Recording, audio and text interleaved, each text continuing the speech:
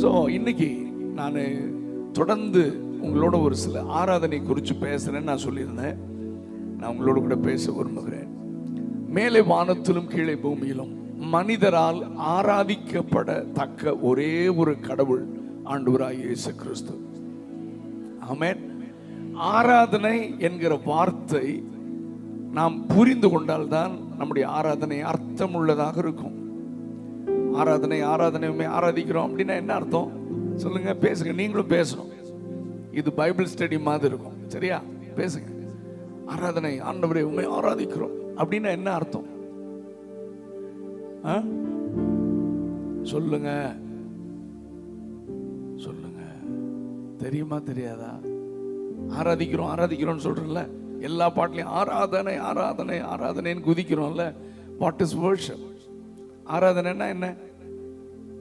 என்னம்மா சத்தமா சொல்லுங்கம்மா. ஏம்மா எனக்கு காது கேட்காதம்மா. சொல்லுங்கம்மா சொல்லுங்க. மகிமைப்படுத்துவது இல்ல. அப்புறம் ஆராதனைன்னா என்னம்மா? ஐயா சொல்லுங்க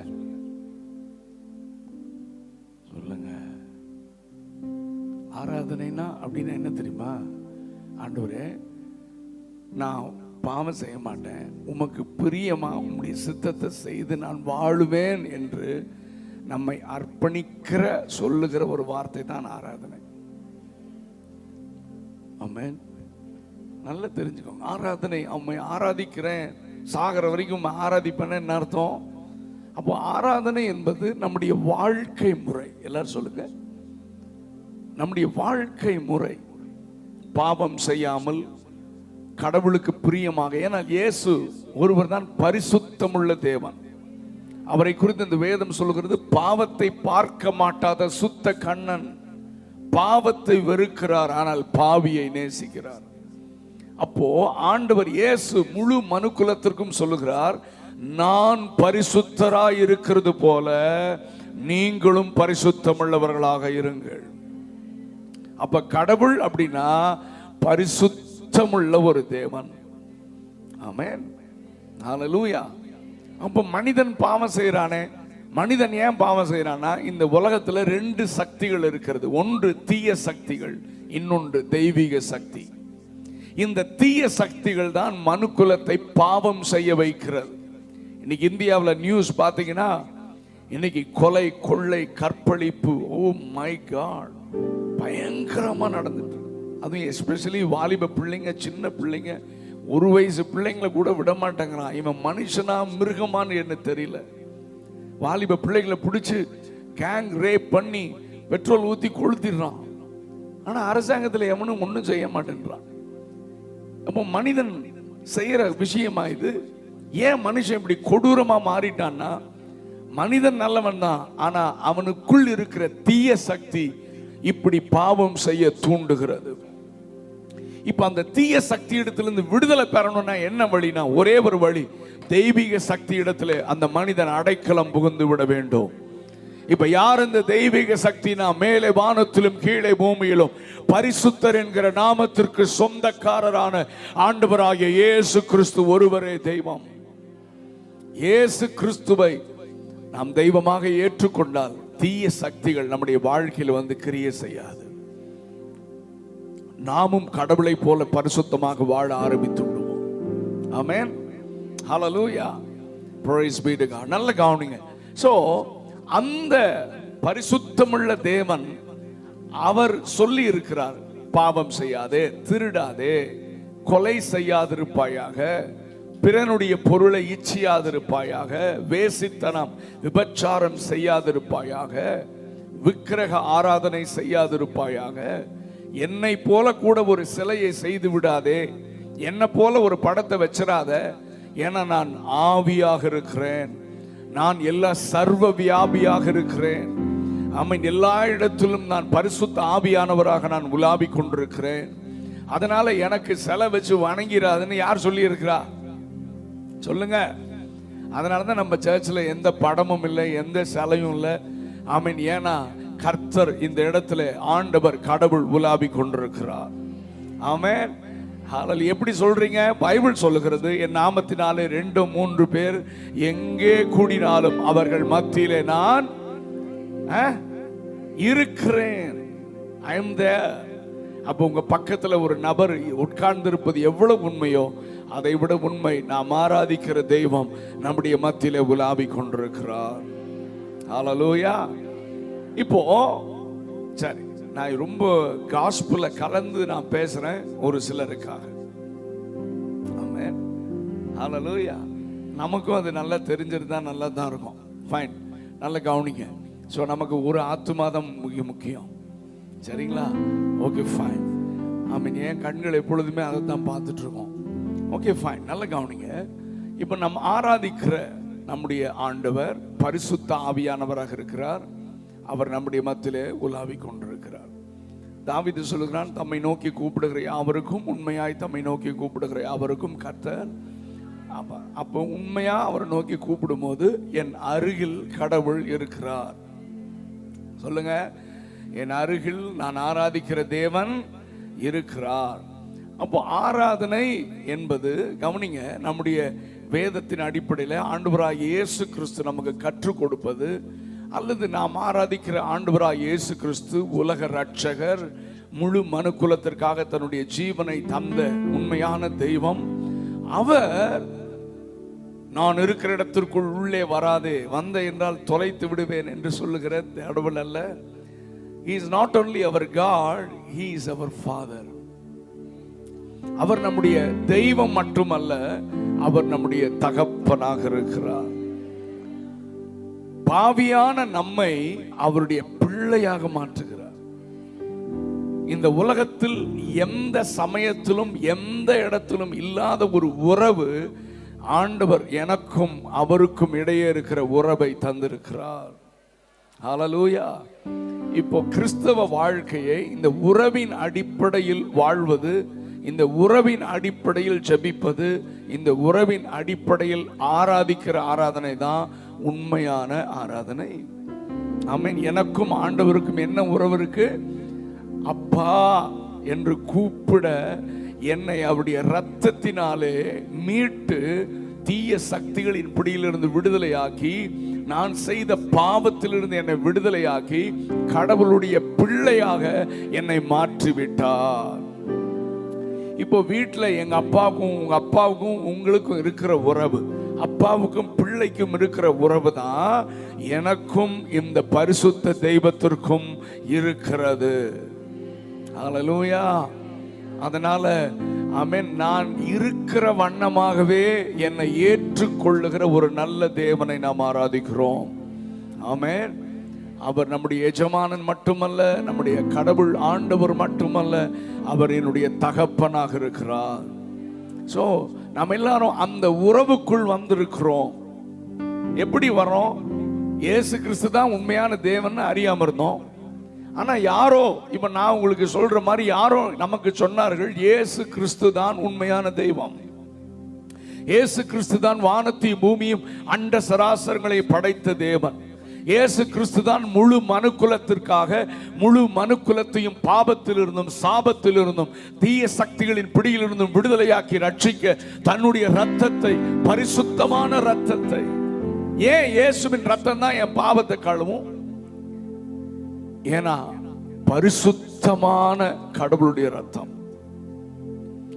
இன்னொரு மனிதனுடைய பாவத்திற்காக இன்னொரு மனிதன் தன்னுடைய ரத்தத்தை சிந்த முடியாது. ஏன்னா அவனும் பாவி. இந்த உலகத்தில் நல்லவன் ஒருவனும் இல்லை என்று பைபிள் சொல்லுகிறது. எல்லாரும் பாவம் செய்து தேவ மகிமை அற்றவர்களானார்கள் என்று பைபிள் சொல்லுகிறது. அப்ப மனிதன் இன்னொரு மனிதனுக்கு ரத்தம் சிந்த முடியாது. அதுவும் பாவத்தின் ரத்தம். அப்போ மனுக்குலத்தை விடுதலையாக்க ஒரு பரிசுத்தமான ரத்தம் சிந்தப்பட வேண்டும். அதனால ஆண்டவருக்கு வேற வழியே தெரியல. கடவுளுக்கு அவரே இந்த உலகத்தில் மனிதனாக பிறந்தார். 2000 ஆண்டுகளுக்கு முன்பதாக மனுஷனா பிறந்தார்னா நீங்களும் நானும் பிறந்த மாதிரி பிறந்திருந்தா அவர் கடவுள்னு சொல்ல முடியாது. அப்புறம் எப்படி பிறந்தார்? பரிசுத்தமா வாழ்ந்த கன்னி மரியுடைய ஒரு வயிற்றிலே, கற்பத்திலே கடவுளுடைய வல்லமை நிழலிட்டதினாலே அவளுக்குள் கருவிலே இயேசு உருவானார். அப்ப புருஷனும் மனைவியும் இணைந்ததினால் அவர் உருவாயிருந்தா அவர் நம்மளை போல மனிதன். ஆனால் பைபிள் சொல்லுகிறது, இயேசுவை அவள் மரியாள் பெற்று எடுக்கிற வரைக்கும் அவள் புருஷனாகி யோசேப்பு அவளை தொடவில்லை, அவளோடு உறவு கொள்ளவில்லை. அப்போ பரிசுத்தமாக வாழ்ந்த கன்னி மரியுடைய கற்பத்தின் மேலே கடவுளுடைய வல்லமை நிழலிட்டதினாலே அந்த கருவில் இயேசு உருவானார். ஆமென். அவர் பிறந்தது பரிசுத்தம், வாழ்ந்தது பரிசுத்தம். அவர் இந்த உலகத்தில் 33 ஆண்டுகள் வாழ்ந்தார். நன்மை செய்கிறவராக சுற்றி திரிந்தார். அவர் கடவுளுடைய வல்லமையை வெளிப்படுத்தினார். செத்து போனவர்களை உயிரோடு கூட எழுப்பினார். குஷ்டரோகிகளை சுகமாகி அவன் சுகத்தை கொடுத்தார். நிறைய அற்புதங்களை செய்தார். தன்னை ஜனங்கள் புரிந்து கொள்ள வேண்டும், நான் மனிதன் அல்ல, தேவன். நான் மனிதனை மீட்க வந்திருக்கிறேன். 33 வயதிலே தன்னையே சிலுவையில் அறைவதற்கு ஒப்பு கொடுத்தார். தன்னுடைய பரிசுத்தமான அவருக்கு பின்னால இந்த மாதிரி கூட்டத்துக்கு வந்த மாதிரி நிறைய பேர் போனாங்க. பிரசங்க கேட்க, சுகம் பெற்றுக்கொள்ள, விடுதலை பெற்றுக்கொள்ள நிறைய கூட்டம் போச்சு. ஆனா ஒரு கூட்டம் போனாங்களாம். பைபிள் சரித்திரம் சொல்லுகிறது, இவர் மனுஷன்னா, இவரும் தப்பு பண்ணுவாரு, இவர்கிட்ட மிஸ்டேக் கண்டுபிடிக்கணும் அப்படின்னு சொல்லி எத்தனை வருஷம் பின்னால சுத்தினான்னு தெரியல, ஒரு கூட்டம் பின்னாலேயே போச்சான். அவன் சொல்றான், இவரிடத்தில் ஒரு குற்றத்தையும் நான் பார்க்கவில்லை.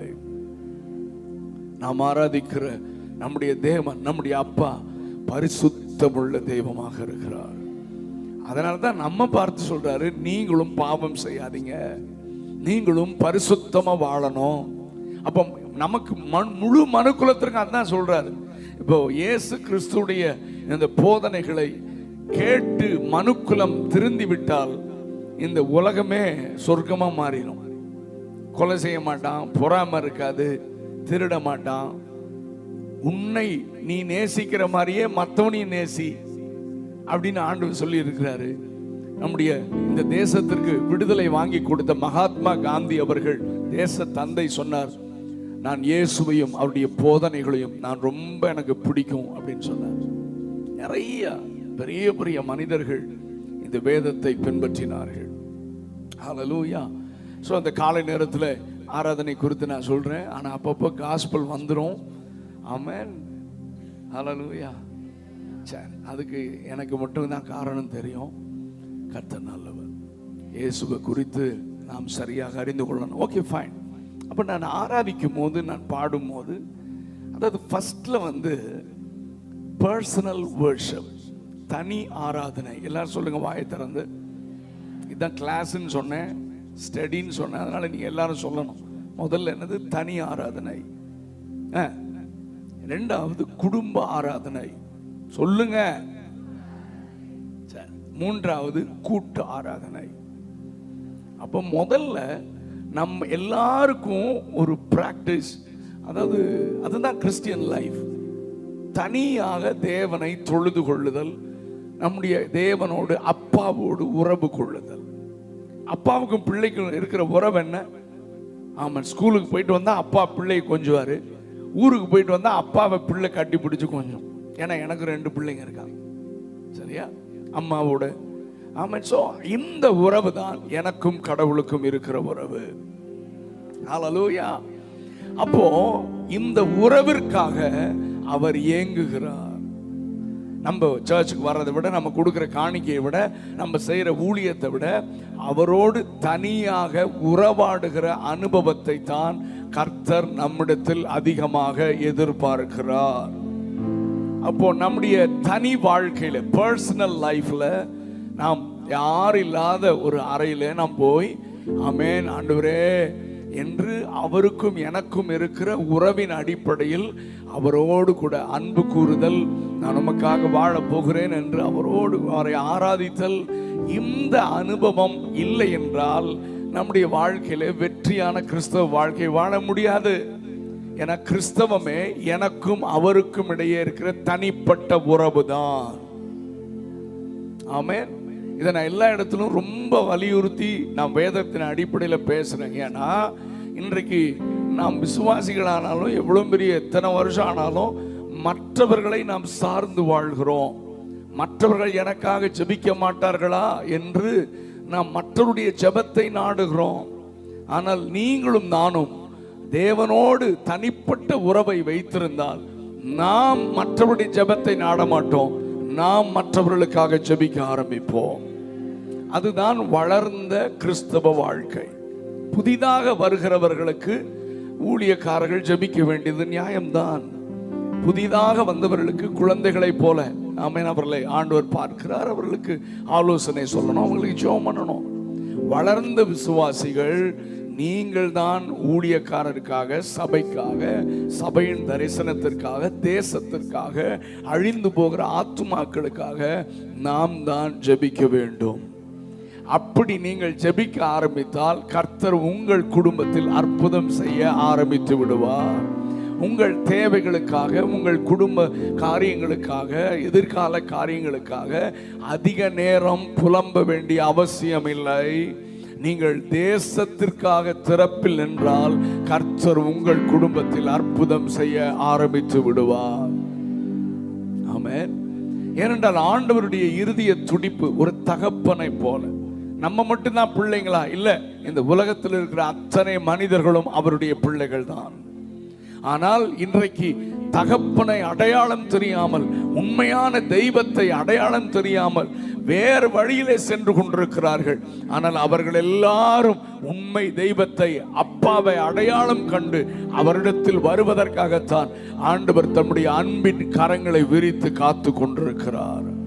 ஹல்லேலூயா. ஒருவேளை இன்றைக்கு காலையில அப்பா இதுவரைக்கும் நான் எல்லா தெய்வத்திலும் இயேசுவும் ஒரு கடவுள் நினைச்சிட்டு இருந்தேன். ஆனா இன்னைக்கு தான் தெரிந்தது இயேசு ஒருவர் தான் வானத்தையும் பூமியும் அண்ட சராசரங்களையும் படைத்த கடவுள். மனிதனை தன்னுடைய சாயலாக உருவாக்கி முழு மனுக்குலத்திற்காக தன்னுடைய பரிசுத்த இரத்தத்தை சிலுவையிலே சிந்தி மரித்து அவரை அடக்கம் பண்ணினார்கள். ஆனால் அவர் மனிதன் அல்ல, தெய்வம் என்பதனாலே 3ஆம் நாளிலே அவர் உயிரோடு கூட எழுந்து இன்றைக்கும் ஜீவனோடு இருக்கிற ஒரே ஒரு உண்மையான தெய்வம் இயேசு கிறிஸ்து என்று நீங்கள் அவரை ஏற்றுக்கொள்வீர்கள் என்றால் இன்றைக்கு உங்களுக்கும் அவருக்கும் அப்பா பிள்ளை என்கிற உறவை அவர் ஏற்படுத்தி விடுவார். ஹல்லேலூயா. ஆமென். உள்ள போலாமா? நான் மட்டும்தான் உள்ள போகணும், கடவுளை தொடக்கூடாது அப்படியெல்லாம் இல்லை.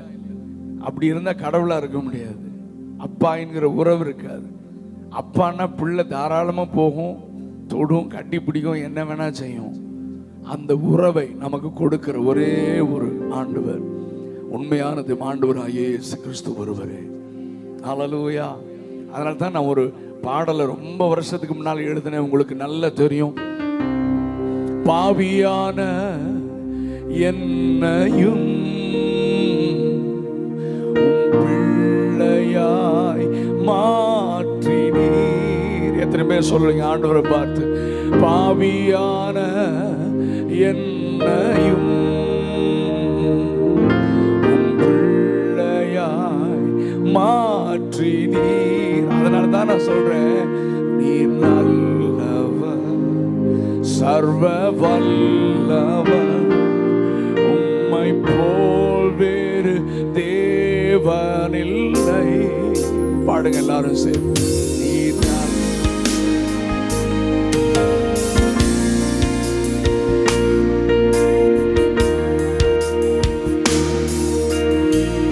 ஹல்லேலூயா சொல்லி உயர்த்தலாமா? ஹல்லேலூயா. Come on, worship him.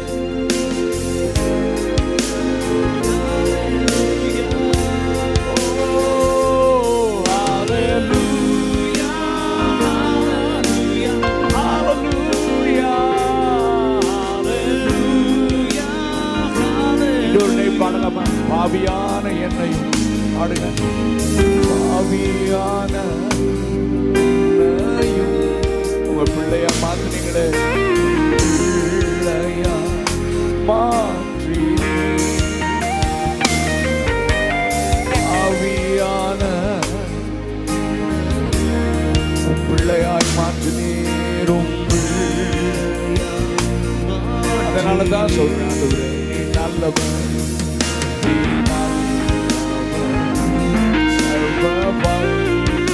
போல வேறு தேவன் இல்லை.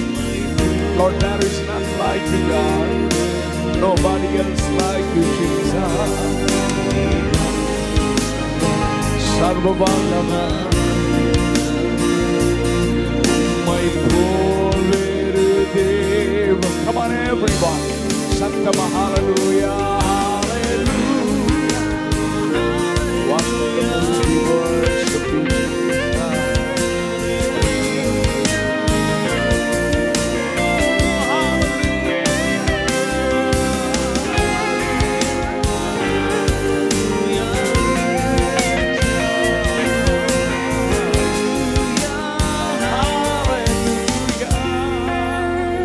பாவியான நம்மை அவருடைய பிள்ளையாக மாற்றி இருக்கிறார். ஆமென், ஹல்லேலூயா. இந்த உறவின் அடிப்படையில தான் நாம் கிறிஸ்துவை பின்பற்றுகிறோம். ஹல்லேலூயா, ஆமென்.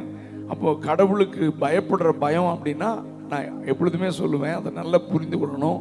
அன்பின் நிமித்தம் நான் இந்த தப்பு பண்ணேன்னா எங்க அப்பாவுக்கு கஷ்டமா இருக்கும், நான் இந்த காரியத்தை செஞ்சேன்னா எங்க அப்பாவுக்கு வலிக்கும், அதனால அப்படி நான் செய்யக்கூடாது, எங்க அப்பா அம்மா கஷ்டப்படுவாங்க அப்படின்ற அன்பின் நிமித்தமாக வருகிற பயத்தினாலே நாம் தவறு செய்யாம இருக்கிறோம்ல. அந்த மாதிரி தான் நம்ம ஆராதிக்கிற தேவன் மேல எனக்கு ஒரு பயம் இருக்கிறது. அவர் என்னை அடித்து விடுவார், என்னை ஏதாவது செஞ்சிருவார்ன்ற பயம். அப்படியெல்லாம் செய்ய மாட்டாரு. எனக்கும் அவருக்கிற உறவின் அடிப்படையில் அவர் மேல நான் வைத்திருக்கிற அன்பின் நிமித்தமாக வருகிற ஒரு விதமான பயம்தான் கர்த்தருக்கு பயப்படுகிற பயம். இதை செய்யலன்னா சாமி கண்ணை குத்திரோம்னா அது சாமியே கிடையாது. ஆமென். சாமி கண்ணை குத்துனா அது வேற எங்கேயாச்சும் போய் அடைச்சுதான் வைக்கணும். ஆனா ஆண்டவர் கடவுள் மனிதனை தீங்கு, அவருக்கு பைபிள் சொல்லுங்க, அவருக்கு தீமை செய்யவே தெரியாதான். யாக்கோபு எழுதுகிறான், சோதிக்கப்படுகிற எவனும் தான் தேவனால் சோதிக்கப்படுகிறேன் என்று. கடவுள் சோதிக்கிறாரான்னு கூட நம்ம சொல்ல முடியாது. ஏன்னா கடவுள் மனிதனை சோதிக்கவே மாட்டார். குழப்பமா இருக்குல்ல உங்களுக்கு? ஆமா, நம்ம அந்த வார்டை யூஸ் பண்ணவே கூடாது. ஆனா பைபிள் சொல்லுது பரீட்சித்து பார்ப்பார். என்னது? பரீட்சை வேற, சோதனை வேற. சோதனை அப்படின்ற வார்த்தை இங்கிலீஷ்ல 3 விதமான வார்த்தைகள் பயன்படுது. ஒன்னு ட்ரையல்ஸ், இன்னொன்னு what is that? Temptation, test. Test சொல்லுங்க, நீங்களா சொல்லுங்கயா. Test, trials and temptation. 3 விதமான பதங்கள். ஆனா தமிழ்ல எல்லாம் சோதனை சோதனைன்னு டிரான்ஸ்லேட் பண்ணிட்டாங்க. நீங்க ஆதியாகமம் 22ஆம் அதிகாரம் 1ஆம் வசனம் வாசித்தீங்கன்னா, இந்த காரியங்கள் நடந்த பின்பு கர்த்தர் ஆபிரகாமை, அது தப்பான ராங் டிரான்ஸ்லேஷன். ஆனா இங்கிலீஷ்ல வாசித்தீங்கன்னா, God has tested Abraham. God has tested Abraham. சோதித்தார் அல்ல, பரீட்சை வைத்தார்.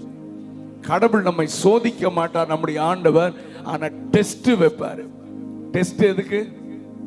பரீட்சை எதுக்கு? வரப்போதில்ல ஆனுவல் எக்ஸாம். எதுக்கு பரீட்சை? நெக்ஸ்ட் ப்ரமோஷனுக்கு. ஆமென். பிள்ளைகளுக்கு டெஸ்ட் எக்ஸாம் ரொம்ப பிடிக்காது, ஆனா ப்ரமோஷன் பிடிக்கும். ஆனா இன்னைக்கு விசுவாசிகளுடைய நிலையும் அப்படித்தான் இருக்கு. டெஸ்ட் எல்லாம் வேணாம், ஆனா ஆசீர்வாதம் வேண்டும்.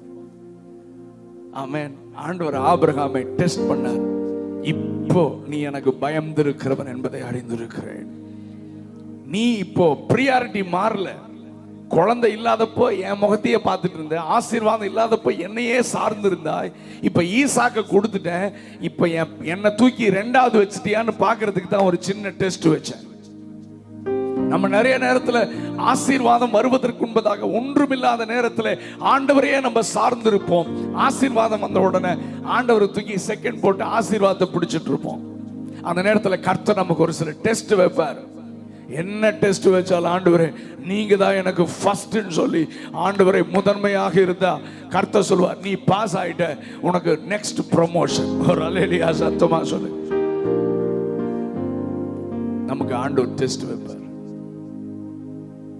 அன்பு கூறுவேன் இன்னும் அதிகமாய் ஆராதி, என்ன வந்தாலும் நம்புவேன்னு பாடுறோம்ல, கேர்ஃபுல்லா பாடணும். ஆண்டவர் பாடுறத பார்த்தாச்சா, என் பிள்ளை பாரு என்ன வந்தாலும் நம்பேன்றா, சரி ஒரு டெஸ்ட் வைக்கலாமே.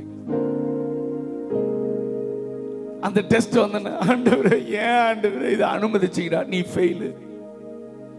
அன்றியும் தீர்மானத்தின்படி அழைக்கப்பட்டவர்களாய் தேவனிடத்தில் அன்பு கூறுகிறவர்களுக்கு சகலம் நன்மைக்கு ஏதுவாக நடக்கிறது. கர்த்தர் கொடுத்தார், கர்த்தர் எடுத்தார். கர்த்தருக்கு ஸ்தோத்திரம். என் மீட்பர் உயிரோடு கூட இருக்கிறார். அவர் என்னை கொன்று போட்டாலும் அவர் மேல் நம்பிக்கையா இருப்பேன்னு நீ சொன்னீனா, ஆண்டவர் சொன்ன நீ டெஸ்ட்ல பாஸ். ஹல்லேலூயா. அவ்வளவுதான். இப்போ ஆண்டவரை நம்ம சரியா புரிந்திருந்தோம்னா அவர் ஒருபோதும் தீமை செய்ய மாட்டார். அவர் செய்வதெல்லாம் நன்மைதான். நமக்கு தீமையாய் தோன்றுகிறதை கூட அவர் நன்மையாக மாற்றுகிற ஒரு நல்ல தேவன்.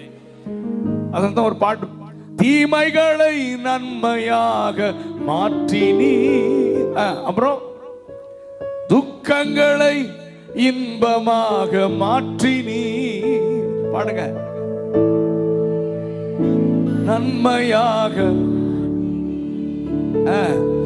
துக்கங்களை இன்பமாக மாற்றினீ. நன்றி நன்றி எல்லாம். இதுதாங்க பைபிள் நமக்கு கற்றுக் கொடுப்பது. ஓ நன்றி நன்றி எல்லாம் நன்மைக்கு நன்றி, நடப்பதெல்லாம் நன்மைக்கு. ஓ நன்றி சொல்லி மகிழ்வேன், இன்றைக்கு நடப்பதெல்லாம் நன்மைக்கு நன்றி சொல். நல்ல கைத்தடி பாடலாமா? சிலுவைதனை அனுமதித்தீர் நன்றி, சிந்தைதனை மாற்றினீர் நன்றி. உங்க சத்தம் கேட்கட்டும். Thank you Lord. சிந்தைதனை மாற்றினீர் நன்றி. ஓ நன்றி நன்றி எல்லாம் நன்மைக்கு நன்றி. ஆண்டவரே வாழ்வில் அனுமதித்ததெல்லாம் நன்மை. உங்களுக்கு ஒருபோதும் தீமை செய்ய தெரியாது. ஒரே ஒரு கை பாடுங்க. தீமைகளை நன்மையாக, தீமைகளை நன்மையாக மாற்றினீ, துன்பங்களை துன்பங்களை இன்பமாக மாற்றினீ. தீமைகளை நன்மையாக மாற்றினீ, துன்பங்களை இன்பமாக மாற்றி. ஓ நன்றி. எத்தனை பேர் உள்ளத்தில் ஆடுது?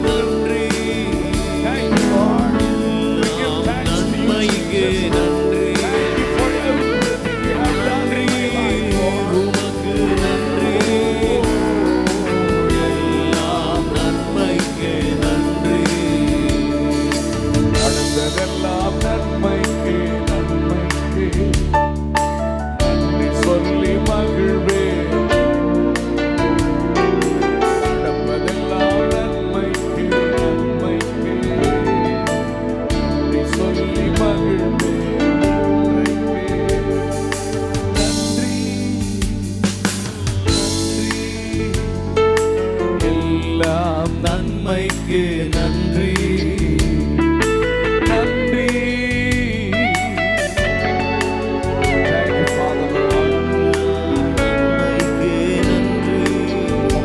நல்ல கவனிங்க.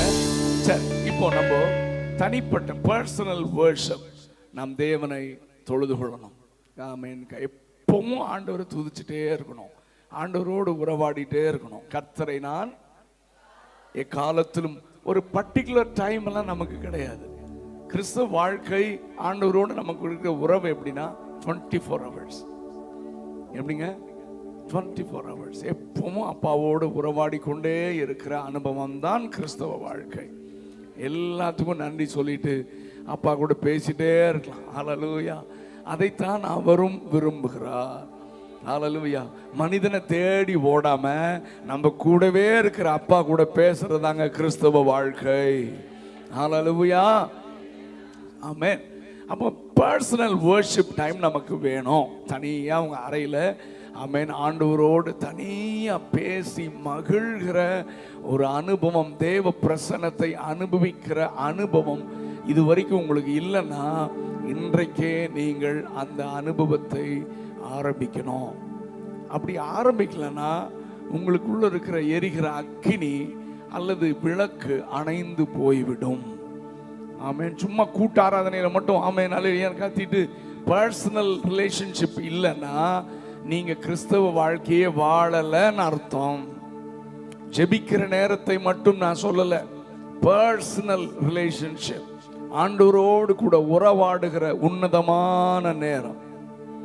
ஹல்லேலூயா, ஹல்லேலூயா.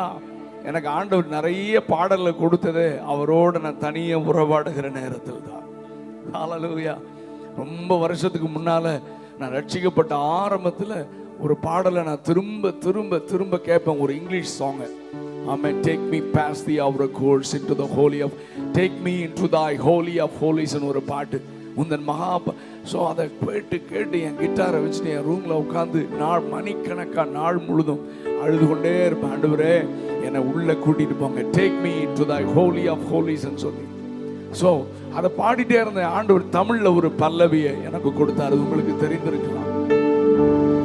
உந்தன் மகா பரிசுத்த ஸ்தலத்திற்குள்ளே என்னையும் அழைத்து செல்லும். Come on, sing. உந்தன் மகா ஸ்தலத்திற்குள்ளே என்னையும் அழைத்து செல்லும். உம் பரிசுத்த இரத்தத்தினாலே என்னை கழுவிடும், என்னை கழுவிடும். பரிசுத்த இரத்தத்தினாலே தூய்மையாக்கிடும், தூய்மையாக்கிடும். உள்ளே அழைத்து செல்லும்,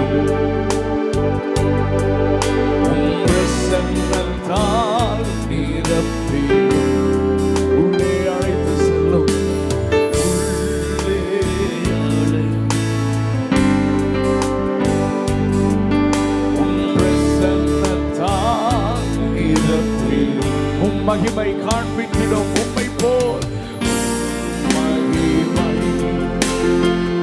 காண்பித்திடும்,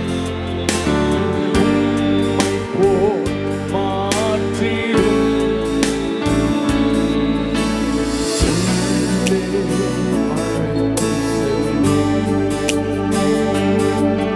உம் பிரசன்னத்தால் நிரப்பிடும்.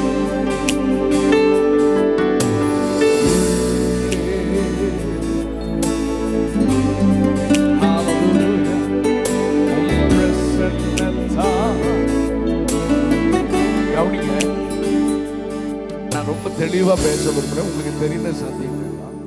ஆசரிப்பு கூடாரம் என்பது பாருங்க, இங்க ஃபென்ஸ் போட்டுல இந்த மாதிரி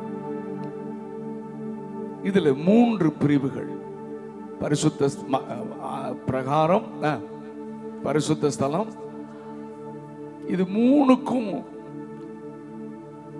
நிறைய டிஃபரன்சஸ் இருந்தது. இப்போ மகா பரிசுத்த ஸ்தலத்தில் தான் கிருபாசனம், உடன்படிக்கை பெட்டி, அங்கேதான் கர்த்தர் வெளிப்படுவார். அப்ப இந்த பரிசுத்த ஸ்தலத்துக்குள்ள யார் வர முடியும்னா, அங்க பரிசுத்த ஸ்தலத்துல தான் தூப பீடம் இருக்கிறது. கிருபாசனத்துக்கு நேரா இந்த பரிசுத்த ஸ்தலத்துல தான் தூப பீடம், சமூகத்தப்ப மேஜை, மற்ற எல்லா காரியங்களும் அங்கே இருக்கிறது. வெளியில பிரகாரம், பிரகாரத்திற்கும் பரிசுத்த ஸ்தலத்திற்கும் இடையே ஒரு வெண்கல தொட்டி இருக்கிறது. அந்த வெண்கல தொட்டியில எப்பொழுதும் தண்ணி இருக்கணும். ஏன்னா ஒரு ஆசாரியனும் ஒரு லேவியனும் எத்தனை முறை வெளியே போய்விட்டு திரும்ப பரிசுத்த ஸ்தலத்திற்குள் அவன் 100 தரம் போயிட்டு வந்தாலும் 100 தரமும் கை கால்களை கழுவணும். அது பரிசுத்தத்தை குறிக்கிறது. ஆமென். ஆனால் சாதாரண ஜனங்கள் இந்த பரிசுத்த ஸ்தலத்திற்குள் என்ன செய்ய முடியாது, வர முடியாது. அதுவும் மகா பரிசுத்த ஸ்தலத்துக்குள்ள போனா இந்த இடத்துல உலாவர ஆசாரியன் லேவியன் கூட என்ன செய்ய முடியாது, பிரதான ஆசாரியன் மட்டும்தான் போகணும். பழைய ஏற்பாட்டில். ஏன் அப்படின்னா கடவுள் பரிசுத்தமான கடவுள். பரிசுத்தம் இல்லாமல் ஒருவனும் தேவனை, ஆமென், ஹல்லேலூயா. ஆனால் இன்றைக்கு இந்த மெத்தடை தான் நம்முடைய ஹிந்து நண்பர்கள் இன்னைக்கும் ஃபாலோ பண்றாங்க. பிரகாரம் அப்படின்றாங்க, அதுக்குள்ள சாதாரண மனிதர்கள் வரக்கூடாது அப்படின்றாங்க. ஆனா பழைய ஏற்பாட்டில் தேவனை ஆராதிக்கிற முறை அப்படித்தான் இருந்தது. ஆனால் அந்த பரிசுத்த மகா பரிசுத்த ஸ்தலத்திற்கும் பரிசுத்த ஸ்தலத்திற்கும் இடையே இருந்த ஒரு பெரிய திரை, அதற்குள் யாரும் நுழையக்கூடாது என்கிற இருந்த தேவாலய திரையை ஆண்டவர் தம்முடைய மாம்சத்தின் வழியாக புதிதும் ஜீவனுமான மார்க்கத்தை உண்டு பண்ணினார். சிலுவையில் அவர் அடிக்கப்பட்ட பொழுது தேவாலயத்தின் திரைச்சீலை இரண்டாக கிழிக்கப்பட்டது. தைரியமாக கிருபாசன தண்டையில் நெருங்குவதற்கு இயேசு கிறிஸ்துவின் ரத்தம் நம்மை ஆசாரியர்களும் லேவியர்களுமாக நம்மை மாற்றிவிட்டது. கரங்களை உயர்த்தி ஹல்லேலூயா. ராஜாக்களும் ஆசாரியர்களுமாக அப்ப தைரியமா உள்ள போலாம். இன்னைக்கெல்லாம் ரெஸ்ட்ரிக்ஷனே கிடையாது. நான் இருக்கிற இடத்துல அவர் இருப்பார், அவர் இடத்துக்கு நான் போவேனா, அவர் என்ன தொடுவார், நான் அவரை தொடுவேனா. ஐயோ நீங்க தொட்டீங்கன்னா தீட்டாயிரும் அப்படின்னு சொன்னா அது அப்பாவா இருக்க முடியுமா? அப்பா சொல்லுவாரா பிள்ளைய பார்த்து? சொல்லுங்க. பிள்ளைய வளர்க்கும் போது அப்பா அம்மாவும், நீங்க கல்யாணம் பண்ணி பிள்ளைங்க பெக்கும் போது தான் உங்க அப்பா அம்மா எப்படி கஷ்டப்பட்டாங்கன்னு தெரியும். என்னம்மா நான் சொல்றது கேக்குதா? இப்போ நம்ம ஏதாவது அம்மா சொன்னா உங்களுக்கு ஒண்ணும் தெரியாது அப்படின்னு கத்துறீங்கல்ல, ஆனா அவங்க தான் எல்லாத்தையும் நமக்கு செஞ்சாங்க. ஆமே. அப்போ அசிங்கம் பார்க்கல, எந்த நேரத்தில் என்ன குழந்தை பண்ணுனே தெரியாது, எல்லாத்தையும் தொடச்சி எடுத்து எல்லாம் பண்ணி வளர்த்தி. ஏன்னா அப்பா அம்மா அப்பா பிள்ளைங்கிற உறவில் அதெல்லாம் ஒன்றும் கிடையாது. ஏன்னா அன்பு தான் அங்கே மேலோங்கி இருக்கும். அப்ப எனக்கும் அவருக்கும் இடையே இருக்கிற உறவு அன்பு. ஆமென். எப்பேற்பட்ட பாவியா இருந்தாலும் அவர் என்னை நேசிக்கிறார்.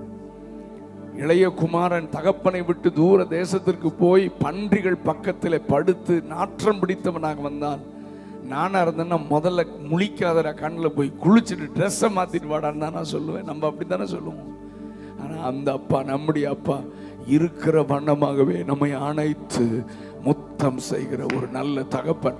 ஏன் அந்த நாத்தம் உமக்கு தெரியலன்னா, ஏன்னா இதை விட என் பிள்ளைய நான் அதிகமா நேசிக்கிறேன். அன்பு ஜாஸ்தியா இருந்துச்சுன்னா எல்லாத்தையும் சகிக்கும். இந்த விலையேற பெற்ற உறவுக்குள் கர்த்தர் உங்களையும் என்னையும் கொண்டு வந்ததற்காக நாம் ஆண்டவருக்கு நன்றி செலுத்த வேண்டும். அப்ப இந்த உறவின் அடிப்படையில் தான் நாம் தேவனை ஆராதிக்க வேண்டும்.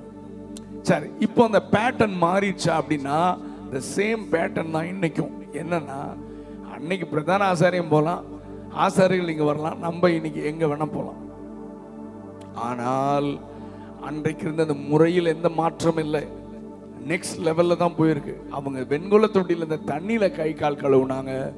இன்றைக்கு நாம் வெளிப்புறம் மட்டுமல்ல, உள்புறத்தையும் இயேசுவின் ரத்தத்தினாலே கழுவி சுத்திகரிக்கப்பட்ட பின்புதான் தேவனை நாம் தரிசிக்க போக முடியும். அதற்கு தான் இயேசு கிறிஸ்துவின் ரத்தம் நமக்கு உதவி செய்கிறது. ஆமென். அப்ப பாவத்தோடு இருக்கிற ஒரு மனிதன் கடவுளை சந்திக்க முடியாது, கடவுளை தரிசிக்க முடியாது. ஏனென்றால் அவர் பரிசுத்தராக இருக்கிறார். அப்போ ஆண்டவர் என்ன சொல்றாரு? நானே அதுக்கு ரெமெடி வச்சிருக்கேன், நானே ரத்தம் செஞ்சு இருக்கிறேன், நானே என் ரத்தத்தினால உன்னை கழுவ விருப்பமா இருக்கிறேன். நீ மட்டும் இனிமேல் பாவம் செய்ய மாட்டேன்னு சொன்னா நான் என் ரத்தத்தினால உன்னை கழுவி பரிசுத்தமாக்க, ஆமென், உன்னை தகுதி உள்ளவனாக மாற்ற நானே உதவி செய்கிறேன். உங்க ரத்தத்தினால கழுவப்பட்டு சுத்திகரிச்சுட்டு உள்ள வந்தீங்கன்னா உன்னோடு கூட நான் உறவாட விரும்புகிறேன். ஹல்லேலூயா. ஒருவேளை நீ பாவியாக உள்ளே வரும் பொழுது உன்னை ஆண்டவர் அணைத்து உன்னை ஏற்றுக்கொள்ளுகிறார். ஆனால் அவரோடு கூட உறவாட வேண்டுமானால் நீ அவருடைய ரத்தத்தினாலே கழுவப்பட வேண்டும் என்று கர்த்தர் விரும்புகிறார். ஆமென். ஹல்லேலூயா. அப்ப உள்ள வரும்போது நம்மை ஏற்றுக்கொள்ளுகிற விதம் வேறு, உள்ளே வந்த பிறகு அவரோடு உறவாடுகிற அந்த உறவின் அடிப்படையில் அவரோடு உறவாடுகிற அனுபவத்தில் கர்த்தர் நம்மை அவருடைய தம்முடைய இரத்தத்தினாலே கழுவி நம்மை அவரோடு கூட அவர் நம்மோடு கூட உறவாட விரும்புகிறார். நல்ல கவனிங்க. அப்போ தனி ஆராதனையில இதெல்லாம் நம்ம எக்ஸ்பீரியன்ஸ் பண்ணாதான் கூட்ட ஆராதனையில நம்ம உண்மையா தேவனை ஆராதிப்போம்.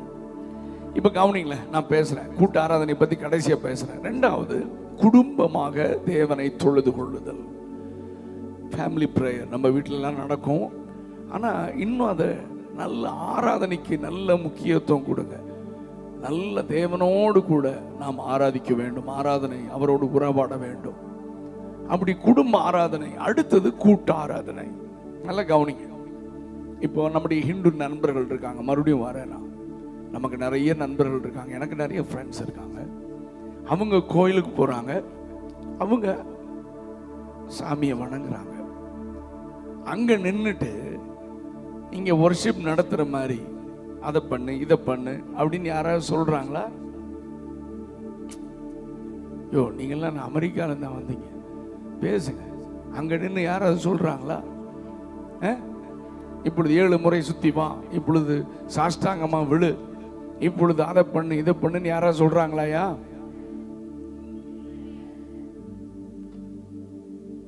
அங்க அவங்க பாட்டுக்கு வர்றாங்க, அவங்க பாட்டுக்கு வணங்குறாங்க, அவங்க பாட்டுக்கு எல்லாம் முடிச்சுட்டு வீட்டுக்கு போறாங்க.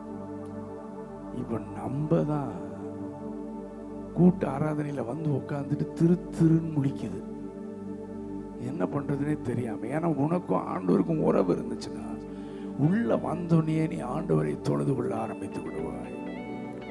முதல்லலாம் அப்படிதான். ஆதி சபையில விசுவாசிகள் உள்ள வந்தோன்னு முழங்கால் போட்டுருவாங்க, அவங்க பாட்டுக்கு ஜெபம் பண்ணிட்டு இருப்பாங்க, அவங்க பாட்டுக்கு தேவனோடு உறவு. இன்னைக்கு தான் அப்படியே பராக்கு பார்க்குறது. அதுவும் ஆராதனை நடந்துட்டே இருக்கும். அப்போ லேட்டா வர்ற ஒரு சகோதரி வந்தாங்கன்னா அப்படியே ஆண்டவர் அம்போன்னு விட்டு. உனக்கும் ஆண்டவருக்கு சரியான உறவு இருந்தா இந்த டைவர்ஷன் எல்லாம் வரவே வராது. நான் சொல்றது உண்மைதான், நான் ரொம்ப பிராக்டிக்கலா பேசுறேன். அப்போ நான் உள்ள வந்து உட்கார்ந்துட்டேன்னா, நான் தேவனோடு உறவாட ஆரம்பிச்சிட்டேன்னா, எனக்கு முன்னால யார் நிற்கிறா, பக்கத்தில் யாரு, அவங்க ஆராதிக்கிறாங்களா இல்லையா, யார் லேட்டா வர்றா, யாரு முன்னால வர்றாங்க, எனக்கு ஒன்றும் தெரியாது. நானும் என் ஆண்டவரோடு கூட உறவாடுவதற்கு நான் வந்திருக்கிறேன். எனக்கு அதை முடிச்சுட்டு தான் அடுத்த வேலைன்னு சொல்லி, ஆமென், கண்களை மூடி 100% நம்முடைய மனதை ஒருமுகப்படுத்தி ஆண்டவரோடு கூட உறவாடுகிற அந்த அனுபவத்தில் தான் ஆமென் தேவனுடைய பிரசன்னத்தை அனுபவிக்க முடியும். இல்லைன்னா கைத்தட்டலாம், சத்தம் போடலாம், நாங்க என்ன சொன்னாலும் செய்வீங்க, அப்புறமேல உட்காருவீங்க, உள்ள ட்ரையா இருக்கும், ஆண்டவர் தொட்ட அனுபவம் இருக்காது, நீங்க ஆண்டவர் தொட்ட அனுபவம் இருக்காது, உங்க வாழ்க்கையில எந்த மாற்றமும் இருக்காது. நான் சொல்றேன், உண்மையா தேவனை ஆராதிக்கிறவன் ஒவ்வொரு முறையும் தேவனோடு உறவாடும் பொழுது அவன் வாழ்க்கையில அவன் அறியாமல் மாற்றங்கள் வரும். சரீர சுகம் வரும், ஆத்தும சுகம் வரும், உள்ளான அவன் மனிதனிலே ஒரு ஆரோக்கியம் உண்டாகும். ஹல்லேலூயா. ஆவிக்குரிய வாழ்க்கையில மாற்றம் அல்லது மெச்சூரிட்டி வரும், மறுரூபம் என்கிற அனுபவம் வரும். ஆராதனை என்றால் தேவனை சந்திக்கிற நேரம். அப்போ கூட்ட ஆராதனையில நம்முடைய சர்ச்சில் நீங்க போய் ஆராதிக்கிற இடத்துல நீங்க நெக்ஸ்ட் லெவல்ல உண்மையா தேவனை ஆராதிக்கிற ஒரு இடத்திற்கு இந்த கன்வென்ஷனுக்கு அப்புறம் வரணும். ஹல்லேலூயா. உங்க அருகில் கர்த்தர் இருக்கிறார், உங்க பக்கத்தில் ஆண்டவர் இருக்கிறார். அவரை நீங்கள் ஆவியோடும் உண்மையோடும் தொழுது கொள்ள வேண்டும். இப்ப மேடையில இருந்து பாடல் நடத்துகிற ஊழியர்கள், நாங்க ஆராதனை நடத்துற நாங்க எல்லாம் உங்களை தேவனோடு இணைப்பதற்கு தான் நாங்கள் சின்ன கருவியா நிற்கிறோமே ஒழிய உங்களுக்கும் அவருக்கு இடையில நாங்க வரக்கூடாது. ஆமென். அப்போ எப்படின்னா, நீங்க 6 நாளும் வேலை, குடும்ப பிரச்சனை, பிள்ளைங்க பிரச்சனை, பொருளாதார தேவைகள், வியாதி, பலவீனங்கள், நிறைய ஸ்ட்ரெஸ்ஸு, அதில் எல்லாம் நீங்கள் வந்து பர்சனல் ப்ரேயர் நீங்கள் மிஸ் பண்ணியிருக்கலாம், குடும்ப ஜெபம் மிஸ் பண்ணியிருக்கலாம், personal Bible reading and meditation miss பண்ணியிருக்கலாம், தேவன் ஆராதிக்க இதை மிஸ் பண்ண உங்கள் ஸ்பிரிச்சுவல் லைஃப், ஆவி மனிதன் வறண்டு போயிடுவான். அப்போ ஜெபம் பண்ணவே இன்ட்ரெஸ்ட் இருக்காது, ஆண்டவரை துதிக்க இன்ட்ரெஸ்ட் இருக்காது. இந்த நிலையில் நீங்கள் வருகிற உங்களை கொஞ்சம் உற்சாகப்படுத்தி பாட வச்சு, ஆமென், ஆண்டவர் உங்கள் பக்கத்தில் இருக்கிறார், நீங்கள் அவரோட கூட கனெக்ட் ஆகுங்கன்னு சொல்லி உங்களை கனெக்ட் பண்ணுற வரைக்கும் தான் எங்கள் வேலை. கனெக்ட் பண்ணிட்டா நீங்களும் ஆண்டவரும் இணைந்து தேவனை தொழுது கொள்ளுகிற ஒரு இன்பமான ஒரு நேரம். அதுக்கப்புறம் நான் எப்பொழுதுமே சொல்லுவேன், ஆராதனை நடத்துகிற ஒரு ஊழியனுடைய வேலை என்னன்னா, வெளியே நிற்கிற ஒரு விசுவாசியை பிரகாரத்தின் வழியாக, பரிசுத்த ஸ்தலத்தின் வழியாக மகா பரிசுத்த ஸ்தலத்துக்குள்ள கொண்டு வந்து விடுற வேலை தான். அங்க விட்டுட்டா அந்த மனிதனுக்கும் ஆண்டவருக்கும் தான் உறவை ஒழிய அதுக்கப்புறம் மறுபடியும் நம்ம இங்கிருந்து கத்தக்கூடாதுன்னு நான் சொல்லிக் கொடுப்பேன். We should allow people to worship God. ஜனங்களை தேவனோடு உறவாட நாம் அனுமதித்து விட வேண்டும். ஆதி சபை அப்படிதான் இருந்துச்சு. ஜனங்கள் ஆராதிக்க ஆரம்பிச்சிட்டாங்கன்னா பாஸ்டரும் மைக்கை கீழே வச்சுட்டு கீழே உட்காந்து அவரு ஆராதிச்சுட்டு இருக்கிறத தான் நான் பார்த்துருக்கிறேன் நான். ஆமென். ஆனா இப்பெல்லாம் கடைசி வரைக்கும் அல்லேலூயா சொல்லுங்க, மாய தர நிறைய பேர் என்ன, நீங்க அப்படிதான் இருக்கிறீங்க. என்ன பண்றது? என்னாத்மாவை போடுற வரைக்கும் நீங்களும் ஆண்டவருக்கு கனெக்டே ஆகாம இருக்கிறீங்க. ஏன் அப்படின்னா உங்களுக்கு பர்சனல் வர்ஷிப் இல்லை. குடும்ப ஜபத்தில் தேவனுடைய மகிமையை நீங்கள் அனுபவிக்கவில்லை. தனிப்பட்ட ஆராதனையில தேவனுடைய மகிமையை நீங்கள் அனுபவிக்கல. அப்படி அனுபவிக்கிற நபரா இருந்தீங்கன்னா சர்ச்சுக்குள்ள வந்தா நம்மை ஆராதனையில் நடத்துவதற்கு யாருமே அவசியம் இல்லை. உள்ள வந்தோம்னா ஆண்டவரோடு கூட கனெக்ட் ஆகி உறவாடி தேவனை துதித்து கொண்டே இருப்போம். ஹல்லேலூயா. அப்போ இனிமேல் நம்முடைய சபை, அதுவும் பெண்டெகாஸ்டல் சர்ச், ஆவி பெற்ற சபை, அப்படி இப்படிலாம் சொல்றோம். மற்றவங்களை விட நாங்கள் யாரு தெரியுமான்னு கிருபாசனம் வாங்க அப்படிலாம் சொல்றோம். ஆனா இன்னும் தேர்ன பாடில்லை. ஆமென். ஆதி நிலை திரும்ப சபைக்குள் வர வேண்டும். நீங்களும் நானும் உள்ள வந்து, ஏன்னா நம்ம ஆராதிக்கும் போது தான் இந்த பகுதியில் கிரியை செய்கிற அந்தகாரத்தின் கிரிகள் எல்லாம் பலவீனப்படும். ஜனங்களை கட்டி வைத்திருக்கிற பிசாசின் கிரிகள் எல்லாம் அவிழ்க்கப்படும். ஆராதிக்கும் போது இந்த பகுதியில் ஒரு பெரிய விடுதலை உண்டாகும். சத்தம் கம்மியா ஆராதித்த ஒரு இடம் கூட வேதத்தில் எனக்கு தெரியல. உங்களுக்கு தெரிஞ்ச எனக்கு காமிங்க.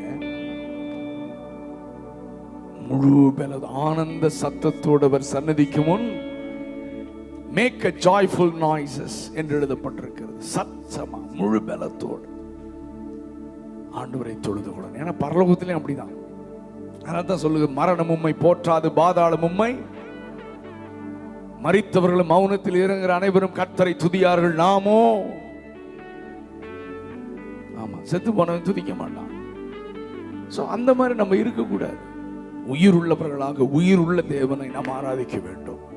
முழு பலத்தோடு எழுமணுமா எழுமணும், முழங்கால் போடணுமா முழங்கால், கையை உயர்த்தணுமா உயர்த்தணும். ஆனா எல்லாமே ரியலா செய்யணும். எனக்கு இருக்கிற அவருக்கு இருக்கிற உறவின் அடிப்படையில் நாம் செய்யணும். ஆமே. நான் வேகமா ஒரு சில காரியங்களை சொல்றேன். ஏன்னா எல்லாத்தையும் இது வந்து நாங்கள் 3 நாள் 4 நாள் நாங்கள் டீச் பண்ற விஷயம். நான் இன்னும் டீச்சிங்குள்ளேயே போகல. ஹல்லேலூயா, glory to God. ஒரே ஒரு காரியத்தை நான் உங்களுக்கு சொல்லிக் கொடுக்க விரும்புகிறேன். ஆவியோடும் உண்மையோடும் ஆராதிக்கிற காரியம். இது ரெண்டை மட்டும் நான் இன்னைக்கு சொல்லிக் கொடுக்குறேன். ரொம்ப சிம்பிளா நீங்க புரிஞ்சுக்கொள்ற மாதிரி. நம்முடைய ஆண்டவர் பரிசுத்த ஆவியாக இருக்கிறார். ஆவியான தேவனுக்கு ரூபம் ஒன்றும் இல்லையே. ரூபம் இல்லை, ஆகையால் சொரூபம் ஒன்றும் இல்லையே. அவர் பரிசுத்த ஆவியானவராக ஆம்னி பிரசன்ட், எல்லா இடத்திலும் சர்வ வியாபியாக இருக்கிறார். எல்லா இடத்திலும் வியாபித்திருக்கிறார்.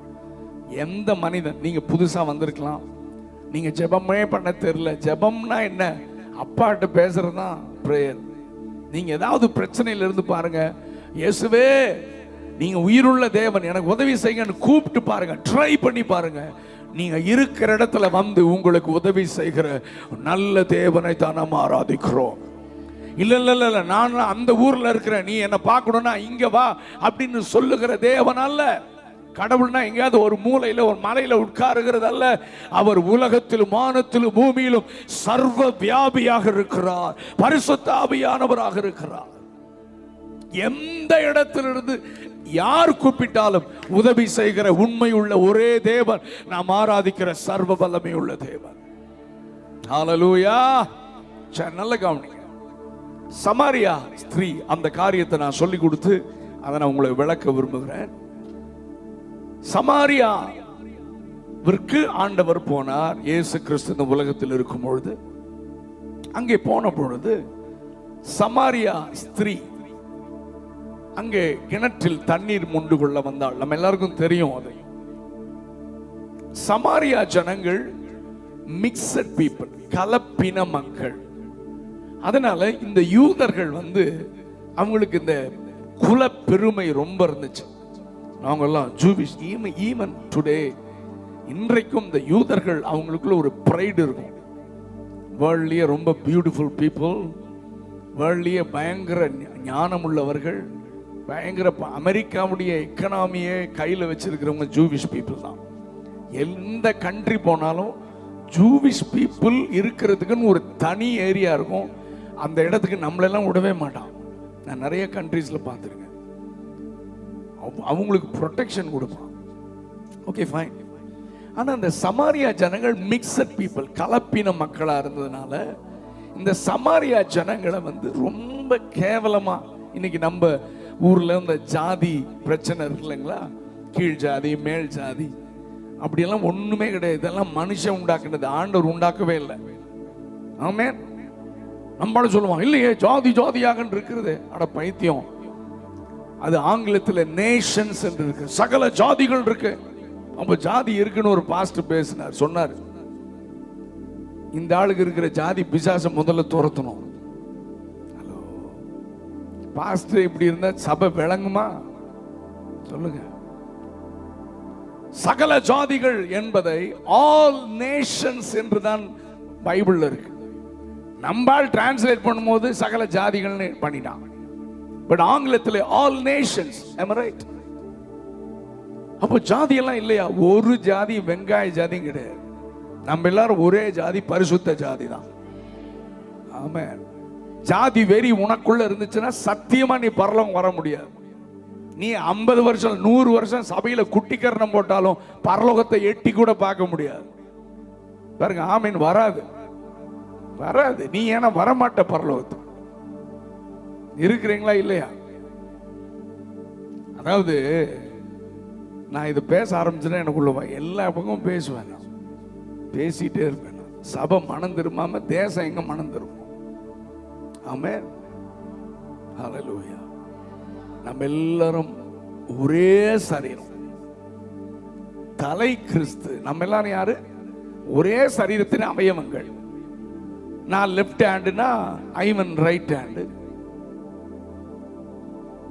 நீங்க விரல்கள் எதை வேணா, கண்ணு வச்சுக்கோங்க, என்ன வேணா, ஹார்ட் வச்சுக்கோங்க, என்ன வேணா, whatever மேபி. இந்த கை ஒரு ஜாதி, இந்த கை ஒரு ஜாதினா கீழ்ப்பாக்கத்துல தான் கொண்டு போய் சேர்க்கணும். ஹலோ, கீழ்ப்பாக்கத்துல என்ன பைத்தியக்கார ஆஸ்பத்திரி? நிறைய மென்டல் கேஸுக்கு ஆவிக்குரிய உலகத்துல இருக்கு.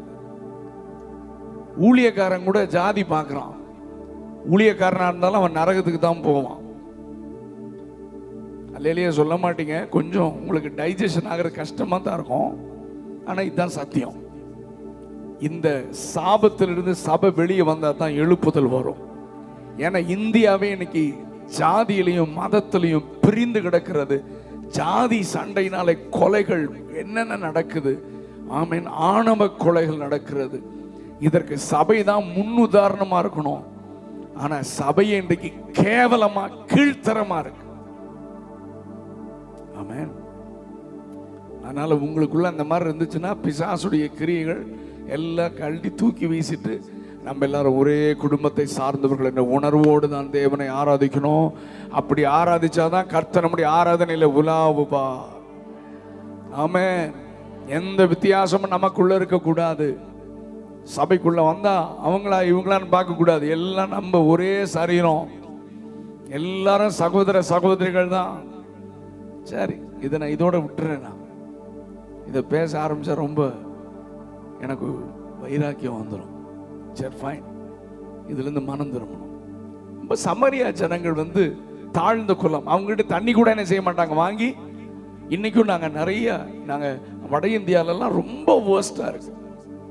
வட இந்தியால நான் யூபி எல்லாம் வாரணாசி அங்கெல்லாம் போனேன்னா இந்த டீ கடையில் டீ டம்ளர் கூட கொடுக்க மாட்டான். இப்போ அந்த மண் சட்டியில தான் கொடுக்குறான் டீ.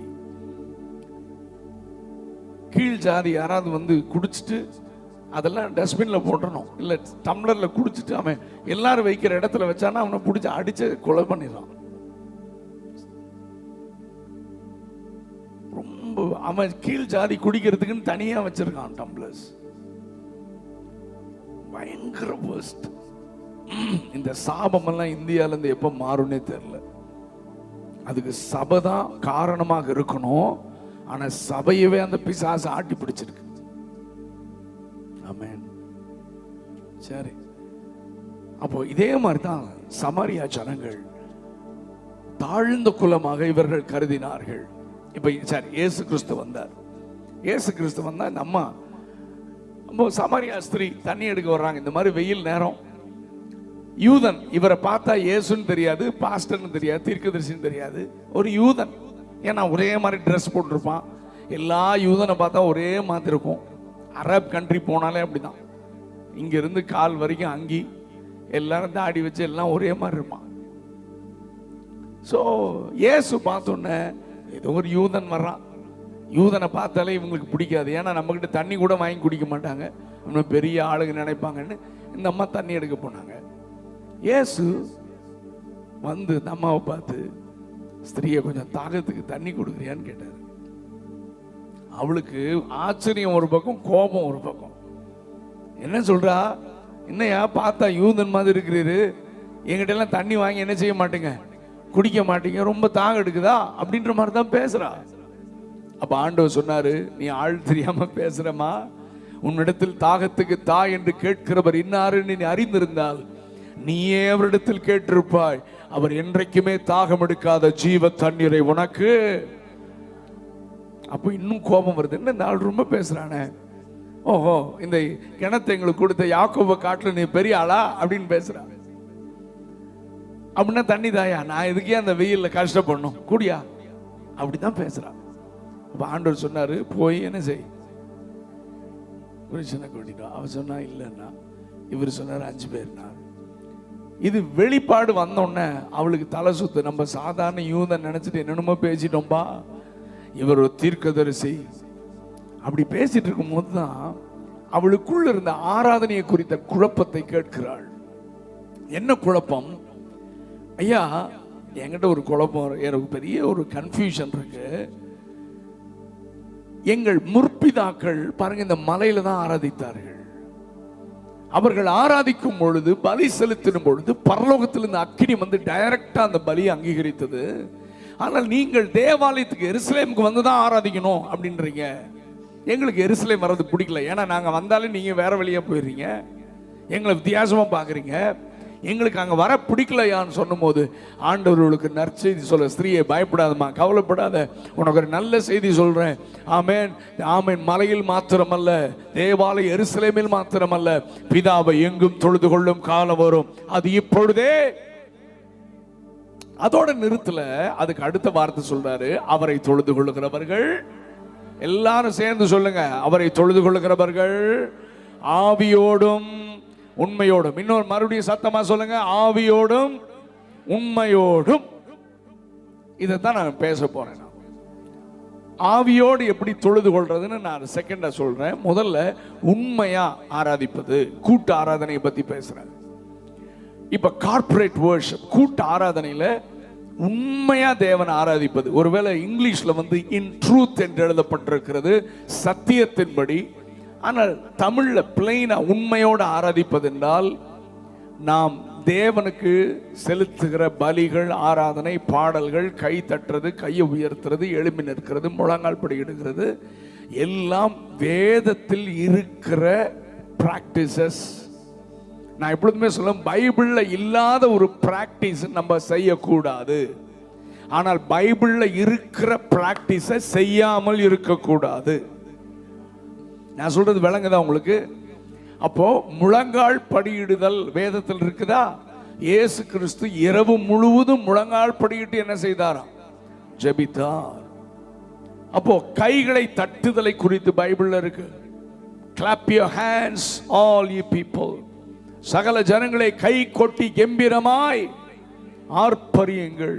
அப்போ கை தட்டுதல் ஆண்டவரை மகிமைப்படுத்துகிற ஒன்று.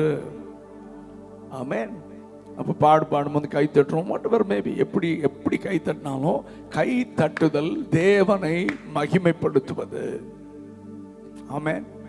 அதே மாதிரி முழங்கால் படியிடுவது, எழுந்து நிற்பது. ராக்காலங்களில் நிற்கும் கர்த்தருடைய ஊழியக்காரர்களே எழுதப்பட்டிருக்கிறது.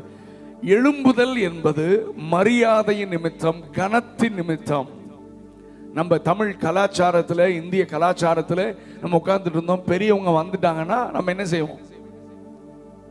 எங்க அப்பா எதுக்கு அடிக்கிறாருன்னே தெரியாது, பயங்கரமா அடிச்சு எடுத்துருவாங்க. நான் சேர்ல உட்காந்துருப்போம், எங்க அம்மா வந்து ஏதாவது வேலை செய்யறது கீழே உட்காந்துருப்பாங்க. சம்பவம் இப்படிதான் நடந்திருக்கும். திடீர்னு அந்த இடத்துக்கு நம்பாள் வருவார். யாரு? எங்க அப்பா. பெறம்படுத்து வெளுவெளுன்னு வெளுத்துருவாரு. நான் என்ன தப்பு, அம்மா கீழே உட்காந்துருக்காங்க, ஆனா இப்ப நம்ம பிள்ளைங்களாம் தலைமையிலேயே உட்கார ஆரம்பிச்சிருச்சு. ஆனா நம்ம வளர்ந்த காலம் வேற. சொல்லுங்க, இப்பெல்லாம் பிள்ளைங்க வந்து யாராவது வந்தா எந்திரிச்சு, எதுக்கு எந்திரிக்கணும் அப்படின்னு கேள்வி கேட்குற. இப்ப வேற மாதிரி இவங்க என்ன சொல்றது, மேற்கத்திய கலாச்சாரம் வந்துருச்சு. இப்போ ஏய் வணக்கம் சொல்லு, எதுக்கு சொல்லணும்? ஏய் யாராவது பெரியவங்க வந்தா எழும்பணுமா அப்படின்னா இப்ப நம்ம we are not ready. இப்ப இருக்கிற ஜெனரேஷன், am I right? அப்படின்னாலும் அம்மா அப்பாக்காக தான் எழுந்திருக்கிறோம். எதுக்கு எந்திரிக்கணும்? அவர் வந்தா நான் எதுக்கு எந்திரிக்கணும்? அப்ப எழும்புதல் என்பது மரியாதை. இப்ப பாஸ்டர் உங்க வீட்டுக்கு வர்றாரு, என்ன செய்வீங்க? ஒரு காலை நீட்டி உட்கார்ந்து இருக்கிறீங்கன்னு வைங்களா, ஹாயா. பாஸ்டர் வந்தாருன்னா இன்னொரு காலை நீட்டி, வாங்க பாஸ்டர் அப்படின்னுவீங்களா? சொல்லுங்க, என்ன செய்வீங்க? ஏன் எழும்புறீங்க? ஏன் எழும்புறீங்க? அப்ப பாஸ்டரை நீங்க நேசிக்கிறீங்க, பாஸ்டருக்கு ரெஸ்பெக்ட் கொடுக்குறீங்க. அப்ப நீங்க எழும்புறது யாரோ சொல்லி அல்ல, உங்களுக்கும் அவருக்கும் இடையே இருக்கிற உறவு, மரியாதை, கனம், இது நிமித்தமா தான் நீங்களா எழும்புறீங்க. the same way சபைக்குள்ள வந்து ஆராதிக்கும் போதும் எழும்புவதற்கு நம்முடைய மூளை கமாண்ட் பண்ணுச்சுன்னா, இப்ப பாஸ்டர் வரும்போது எது கமாண்ட் பண்ணுது உங்களை? எது கமாண்ட் பண்ணுது? மூளை கமாண்ட் பண்ணும்போது, கால் நீட்டி உட்கார்ந்து இருக்கிறியே, பாஸ்டர் வர்றாரு, எழும்பு மேல அப்படின்னு உங்க மூளை என்ன செய்யுது? மூளை நல்ல வேலை செஞ்சா. இருக்கிறீங்களா இல்லையா? இந்த மனநல பாதிக்கப்பட்டதெல்லாம் பாவம். அது யாரு வந்தாலும் இடின்னு உட்கார்ந்துருக்கும். இருக்கிறீங்களா இல்லையா? நான் சொல்றது ஏன் சொல்றேன்னு நீங்க புரிஞ்சுக்கணும். சபையிலையும் அப்படிதான். மனநல பாதிக்கப்பட்டதெல்லாம் என்ன பக்கத்துல இடியே விழுந்தாலும் இது பாட்டுக்கு அப்படி அசையாத பர்வதம் போல இருக்கும். கை தட்டாது, எழும்பாது, கையை உயர்த்தாது. ஏன்னா இதுக்கு பாவம், மூளை வேலை செய்யறது கொஞ்சம் கம்மி. ஹலோ, உங்களை சொல்லலைங்க, எங்க ஊர்ல அந்த மாதிரி நிறைய பேர் இருக்காங்க. இங்க அந்த மாதிரி நீங்க இருந்தீங்கன்னா நீங்களும் தான். ஹலோ, அப்ப சர்ச்ல வந்தா பாஸ்டர் அல்ல, எனக்கும் அப்பாவுக்கு இடையே இருக்கிற உறவு நிமித்தமாக நான் எழும்புறது, கை தட்டுறது, கையை உயர்த்துறது, இயேசுவே உம்மை உயர்த்துகிறன்றது, கத்தமா பாடுறது, ஆமென் குதி, எல்லாமே எனக்கும் ஆண்டவருக்கும் இடையே இருக்கிற உறவு. எனக்கும் ஆராதனை நடத்துற ஆளுக்கு இருக்கிற உறவு அல்ல, எனக்கும் ஆண்டவருக்கும் இருக்கிற உறவின் அடிப்படையில் நான் அவரை பிரியப்படுத்த நான் ஆராதிக்கிறேன். ஆனா இப்பெல்லாம் ஆராதனை நடத்துற ஊழியரை பிரியப்படுத்த பண்றான். தலைமை போதகர் ஸ்தோத்திரம் பண்ணுங்கன்னா எல்லாரும் சோத்திரம் சோத்திரம். இன்னொரு பாஸ்டர் வந்து ஸ்தோத்திரம் பண்ண நான் எதுக்கு பண்ணணும்? அப்போ உனக்கும் ஆண்டவருக்கும் எந்த கனெக்ஷன் இல்லை, ஏமாத்து வேலை பண்றோம். ஸ்தோத்திரம் பண்றது யாருக்கு? ஆண்டவரை துதிக்க. அப்போ தலைமை போதகர் சொன்னா மட்டும் உனக்கு ஸ்தோத்திரம் வருது, இன்னொரு பாஸ்டர் சொன்னா ஸ்தோத்திரம் வரலைன்னா உன்னை கீழ்பாக்கத்துல தான் சேர்க்கணும். ஆமென். இதெல்லாம் என்ன ஒரு வியாதி சபைக்கு இல்ல? ஸ்தோத்திரம் பண்றதுன்னா கர்த்தரை மகிமைப்படுத்துறது. am I right? அப்போ ஆள் யார் சொல்றாங்களோ அதுக்கு தகுந்த மாதிரி ஸ்தோத்திரம் பண்ணா விளங்குமா? ஆமென். அதே மாதிரிதான் யார் ஆராதனை நடத்துறாங்களோ அந்த மாதிரி நல்லா ரெகுலரா ஆராதனை நடத்துறாங்க. அப்ப ஆராதிக்கிறது முன்னால் என்ன ஆராதனை நடத்துற ஆளுக்காக இல்ல, என்னை மீட்டு ரட்சித்த தேவனை உயர்த்துவதற்கு. இனிமேல் நம்ம ஆராதனையில் ஒரு பெரிய மாற்றம் இந்த மாதிரி நம்ம வர்ஷிப் பண்ணணும். ஓகே ஃபைன், நான் வேகமா சொல்றேன். அப்ப கை தட்டுறது, நான் நிறைய பேர் இந்த வியாதி வந்த மாதிரி கை தட்டக்கூடாது, இந்த சாணி தட்டுற மாதிரி என்ன செய்யக்கூடாது. கை தட்டினா சத்தமா ஒழுங்கா உண்மையா கை. எது கை தட்டுறோம்? ஆண்டவரை மகிமைப்படுத்த. ஆமென். ரோட்ல தனியா கை தட்டிட்டு போனீங்கன்னா எப்படி இருக்கும்? லாரியில தூக்கி போட்டு போயிடுவான். அதனால சர்ச்சில் ஒழுங்கா கை தட்டுங்க. ஆமென். ஹல்லேலூயா. ஆமென். நல்ல சத்தமா கரங்களை தட்டி தேவனை பாடும்போது ஆமென் கை தட்ட கடவோம் அப்படி யாரும் சொல்ல வேண்டியதில்லை. உங்களுக்கு உற்சாகம் வந்துச்சுன்னா கை தட்ட வேண்டியதுதான். ஹல்லேலூயா. உங்களுக்குள்ள இருக்கிற ஆவியானவர் உங்களை நடத்துவார், உங்களை உற்சாகப்படுத்துவார். நல்ல கை தட்டு அப்படின்னு சொல்லுவார். பிசாசு சொல்லுவான் கை தட்டாத, இல்ல அப்படி மீறி கை தட்ட சொன்னா ஆக்ஷன் பண்ண. நிறைய பேர் எங்க ஊர்ல அப்படி அடிவான், இப்படி இப்படின்னு பக்கத்துல போனா காத்து கூட வராது, திருட்டுப்ப. ஒரு சில கேஸ் பாருங்க, இப்படி எனக்கு மட்டும் பர்மிஷன் கொடுத்தா வந்து மண்டையில நங்குன்னு ஒரு கொட்டு கொட்டிடுவேன். இது என்ன இப்படி? எல் ஜோசப் அண்ணன் சர்ச்சுக்கு போவேன், என்னை கூப்பிடுவாங்க. அவங்க 7000 மக்கள் இருக்காங்க, 7000 பேர். நம்ம கிட்ட மைக்கை கொடுத்து நடத்து வெஸ்லி, இது உன்னோட சர்ச்சுன்னு கொடுத்துருவாரு. கொடுத்துட்டு எங்கடா இவரை காணன்னு பார்த்து ஒரு பெரம்போட சுத்திட்டு இருப்பாரு. ஹலோ, கிருபாசனத்துக்கு கட்டாயம் ஒரு பெரம்பு வேணும்னு நினைக்கிறேன் நான். வேண்டாம்ல, அதுக்குள்ள மனம் திரும்பிடுவீங்களா? சரி, ஓகே, பார்ப்போம். நல்ல ஆவியோடும் உண்மையோடும் தேவனை ஆராதிக்கணும். ஆமென். எழுந்து கைகளை நல்லா உயர்த்தி தேவனை தொழுது கொள்ளணும். கைகளை உயர்த்துவது ஆண்டவருக்கு பலி செலுத்துவதற்கு சமம் என்று பைபிள் சொல்லுகிறது. பைபிள்ல நிறைய ரெஃபரன்ஸ், பைபிளை வாசிங்க. எரேமியா புலம்பலுக்கு எழுதும்போது சொல்றான், உங்கள் கைகளோடு உங்கள் இருதயத்தையும் உயர்த்துங்கள். ஆமென். பைபிள் தாவீது சொல்றான், கைகளை விரித்து கைகளை உயர்த்தி.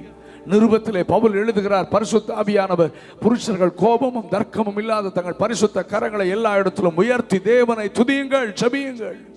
அப்ப கைகளை உயர்த்துவது சங்கீதம் 141:2, என் விண்ணப்பம் உமக்கு முன்பாக தூபமாகவும் என் கையெடுப்பு, my uplifted hands, my upraised hands, lifting up of my hands, my like evening sacrifice. என் கையை உயர்த்துவது அந்தி பலி செலுத்துவதற்கு சமம் என்று பைபிள் சொல்லுகிறது அல்லவா? அப்ப நீங்க தனியா ஆராதிக்கும் போது, குடும்ப ஜெபத்திலையும் ஆமென் ஆராதிக்கும் போது நல்ல கைகளை உயர்த்தி ஜெபம் பண்ணுங்க. பலி செலுத்துவதற்கு நிறைய சாட்சி சொல்ல முடியும். கைகளை உயர்த்தும் போது எத்தனையோ பேருக்கு அற்புதம் நடந்திருக்கிறது. கைகளை உயர்த்துவது ஆண்டவருக்கு பலி செலுத்துவது. நம்ம ஆளுக்கு வெக்கம் கை உயர்த்து. ஏன்னா இவனுக்கு அவன் ஆண்டவருக்கும் உறவில்லைல்ல. பிள்ளை அப்பாவை 10,000 பேர் இருக்கான், பஸ் ஸ்டாண்ட்ல இருக்கான், ரயில்வே ஸ்டேஷன் இருக்கான், பிள்ளை அப்பாவை கை பிடிக்கிறதோ கட்டி பிடிக்கிறதுக்கு வெக்கமா இருந்துச்சுன்னா அப்பாவும் பிள்ளைக்கும் உறவு சரியில்லைன்னு அர்த்தம். எந்த கூட்டம் எங்க இருந்தாலும் டாடின்னு கட்டி பிடிக்கும். யார் பார்த்தா என்னடா, எங்க அப்பாடா. அப்ப ஆலயத்துல வந்து ஆண்டவருக்கு முன்னால எழும்புறதோ கையை உயர்த்துறதோ கை தட்டுறதோ உனக்கு வெக்கமா இருந்துச்சுன்னா உனக்கும் ஆண்டவருக்கும் எந்த உறவும் இல்லை. ஒரு சில தேவ மனிதர்ல பாருங்க, பைத்தியக்கார மாதிரி இருப்பாங்க. ஆராதிக்கும் போது இஷ்டம் போல ஆண்டவர் ஆராதிப்பாங்க. நல்ல கரங்களை தட்டி ஆவில் அறைந்து கத்தி ஆண்டவர். பக்கத்துல இருக்கிறோம், பாப்பா நீ பார்த்தான உங்க அப்பா பார்த்தானடா. எனக்கும் எங்க அப்பாக்கு இருக்கிற உறவின் அடிப்படையில் ஆராதிக்கிறேன். பவுல் சொல்கிறார், I am not ashamed of the gospel of Christ. கிறிஸ்துவின் சுவிசேஷத்தின் நிமித்தம் நான் வெட்கப்பட. நான் சொல்றேன், தேவனை ஆராதிக்க நான் வெட்கப்படவே மாட்டேன். கோயம்புத்தூர்ல நிறைய பொது வழிகளில் நடக்கிற கூட்டங்கள் இருக்கும். நானும் என் பிரேயர் பார்ட்னர்ஸ் எல்லாம் நான் ஆரம்பத்தில் சொல்றேன், எல்லா கூட்டங்களுக்கும் ஓடுவோம். மைதானத்தில் கூட்டம் நடக்கும். ஆறாத நேரத்தில் நான் எங்க இருந்தாலும் கத்தின்னு கைகளை உயர்த்தி ஆவியில் நிறைஞ்சு ஆராதிப்பேன்.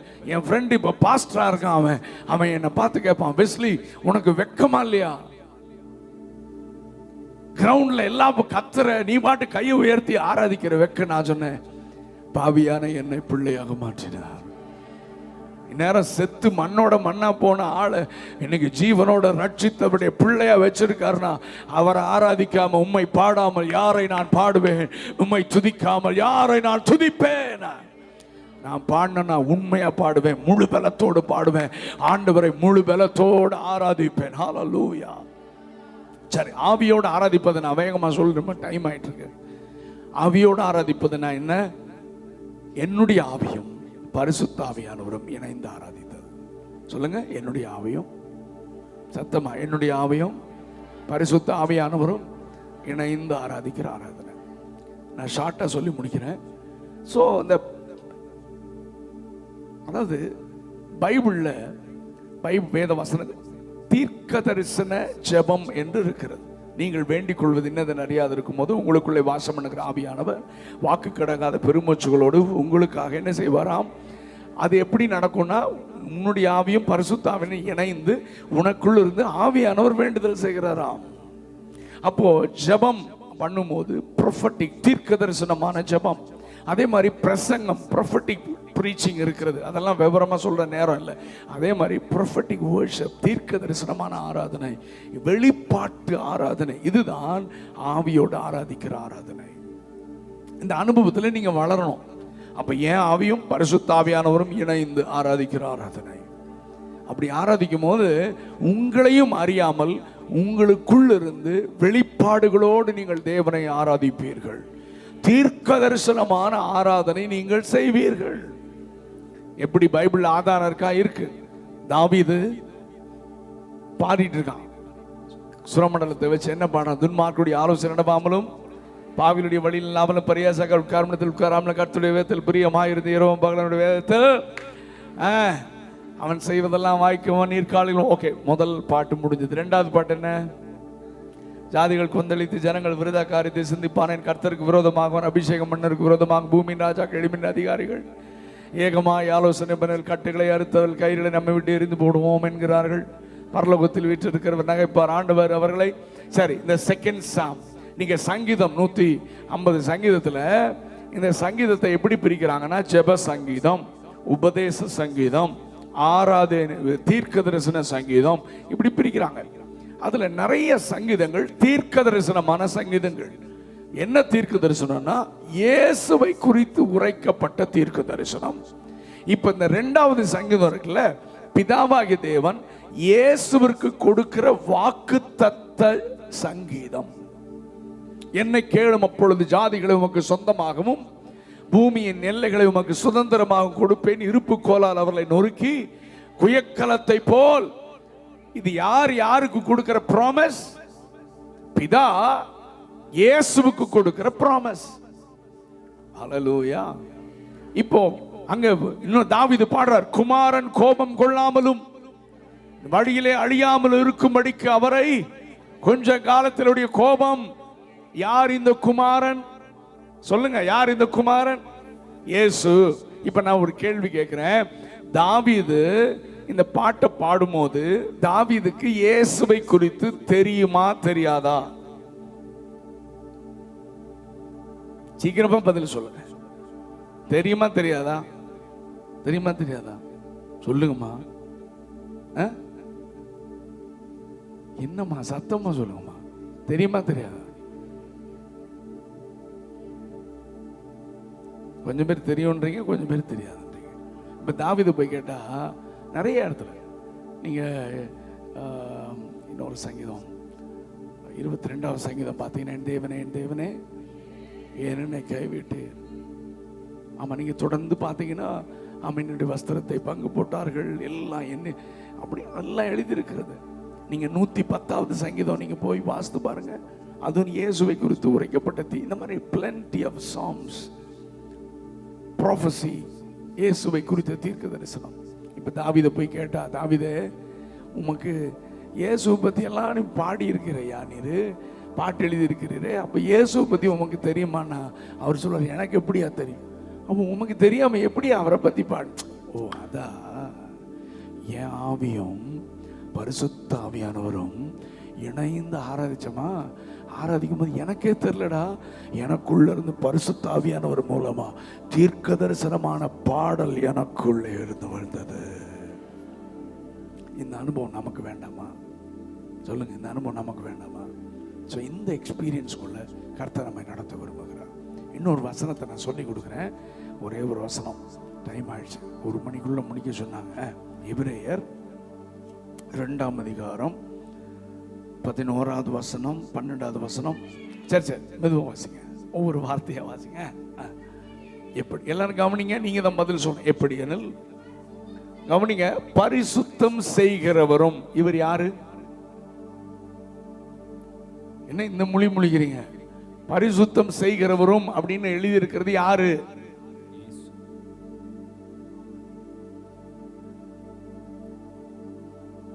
சொல்லுங்க.